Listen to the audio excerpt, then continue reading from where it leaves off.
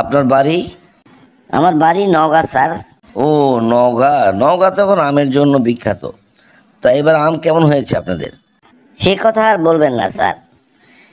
আমের মুকুল গাছে গাছে দেখা গেছে কম, কিন্তু আমের সময় দেখা যাচ্ছে প্রচুর পরিমাণে আম স্যার, একেবারেই দাম কম। তাহলে তো ভালোই, সবাই কম টাকায় আম খেতে পারবে। আচ্ছা, যাই হোক, বেশি কথা না বাড়িয়ে প্রশ্নে আসা যাক, কি বলেন?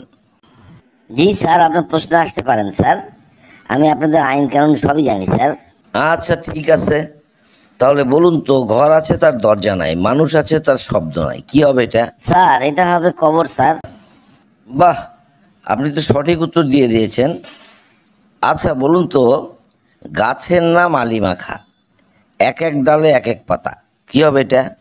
গাছের নাম আলিমাখা, এক এক গাছে এক এক পাতা, একটু কঠিন। আচ্ছা স্যার, এটা কি একই গাছ? না না, তা হতে যাবে কেন? এক গাছ হবে কেন?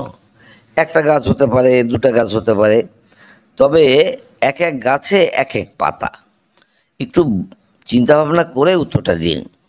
গাছের নাম আলিমাখা, এক এক গাছে এক এক পাতা, মানে এক একটা গাছে এক এক পাতা। স্যার এটা হবে কলা গাছ অথবা কচু গাছ স্যার। বাহ, আপনি খুব সুন্দর প্রশ্নের উত্তর দিয়েছেন, একেবারেই আপনার উত্তরটা সঠিক হয়েছে। আচ্ছা বলুন তো, কোন জিনিস ভাঙলে বেশি কাজে লাগে? কোন জিনিস ভাঙলে বেশি কাজে লাগে? এটা তো বিভিন্ন ধরনের জিনিস হতে পারে স্যার। এটাও কি একই জিনিস না বিভিন্ন ধরনের? আরে বাবা, বলছি তো এক জিনিস হতে যাবে কেন, বিভিন্ন ধরনের। আপনি চিন্তা ভাবনা করে উত্তর দিন। কোন জিনিস ভাঙলে বেশি কাজে লাগে? স্যার এটা গম হবে স্যার, গম অথবা নারিকেল স্যার। দুটো জিনিসই ভাঙলে কাজে লাগে, আমাদের খাবার উপযোগী জিনিস বাইর হয় ভাঙলে স্যার। আপনি উত্তর দিলেন গম অথবা নারিকেল, আপনার উত্তর একেবারেই সঠিক। আচ্ছা, এবার খুব সোজা একটা প্রশ্ন। আচ্ছা বলুন তো, কোন জিনিস যা শব্দ হলেই ভেঙে যায়? এটা স্যার অনেকেই বলবেন ঘুম, কিন্তু আমার মনে হয় স্যার এটা নীরবতা স্যার।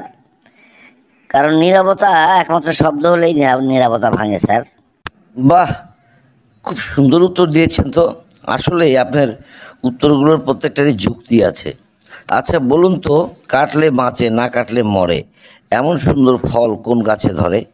স্যার এটা তো ফলমূল হবে না স্যার, এটা অন্য জিনিস স্যার।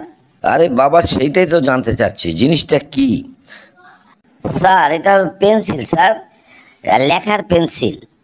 আপনার প্রশ্নের উত্তর একেবারেই সঠিক হয়েছে।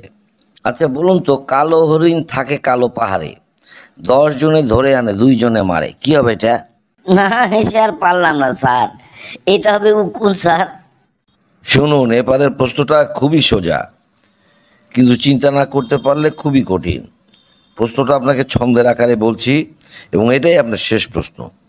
আচ্ছা বলুন তো, এমন কোন স্থান আছে দেখতে যেথা পাই, মাকে দাদি বলে, বউকে মা, বাপকে বলে ভাই? উত্তরটা সোজা, একটু খুঁজলেই পাবে, মাথায় হাত দিয়ে ভাই, কে এত ভাবে, কি হবে এটা? এইটা আপনার সোজা প্রশ্ন স্যার। এমন কোন স্থান আছে দেখতে যেথা পাই, মাকে দাদি, বউকে মা, আর বাপকে বলে ভাই? উত্তরটা সোজা, একটু খুঁজলেই পাবে, মাথায় হাত দিয়ে ভাই, কে এত ভাবে? আমাকে কি উত্তর দেওয়ার জন্য প্রশ্ন ধরেছেন স্যার এটা? দেখুন, আপনাকে আমি প্রশ্নটা ধরেছি উত্তর দেওয়ার জন্যই, এবং আমি বলছি খুব সোজা প্রশ্ন। আপনি পারলে উত্তর দিন, না পারলে বলুন না। আপনি সোজা বললেই হবে নাকি স্যার যেটা সোজা প্রশ্ন? না স্যার আমি পারবো না স্যার। বন্ধুরা, উনি প্রশ্নটা শুনেই ঘাবড়ে গিয়েছেন। আসুন তো কমেন্ট বক্সে যারা যারা পারবেন উত্তরটা জানিয়ে দিন। তাহলে আজকে এই পর্যন্তই, ধন্যবাদ। সবাই ভালো থাকুন, সুস্থ থাকুন, আল্লাহ হাফেজ।